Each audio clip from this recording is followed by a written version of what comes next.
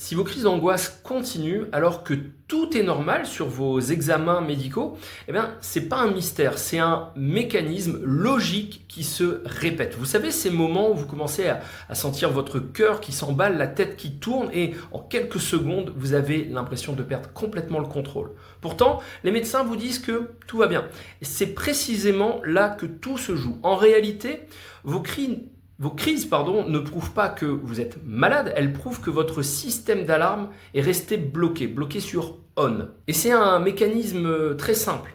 Vous avez une sensation à l'intérieur de votre corps et votre cerveau interprète ça comme un danger. Et alors vous devenez hyper vigilant. Du coup, les symptômes, ils augmentent. La peur, elle monte et le cycle, il recommence encore et encore. Et ce n'est pas psychologique au sens, c'est pas dans votre tête. En fait, c'est un circuit automatique qui est très bien documenté par les neurosciences. Et le problème, c'est que la plupart des gens restent bloqués, coincés dans cette boucle de panique parce qu'ils surveillent leur corps au lieu de comprendre le fonctionnement de ces systèmes d'alarme.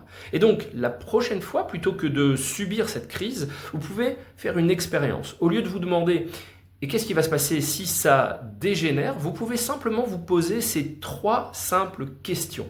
Qu'est-ce que je ressens? Qu'est-ce que mon cerveau me raconte? Et qu'est-ce qui se passe dans la réalité? Et vous allez voir qu'entre l'histoire que votre cerveau vous raconte et la réalité, il y a un sacré écart. Et c'est dans cet écart-là qu'il y a cette nouvelle zone de liberté. Si vous voulez aller plus loin et obtenir un plan d'action anti-crise d'anxiété et sortir de ce cycle de l'angoisse, commentez simplement plan et je vous envoie tout ça.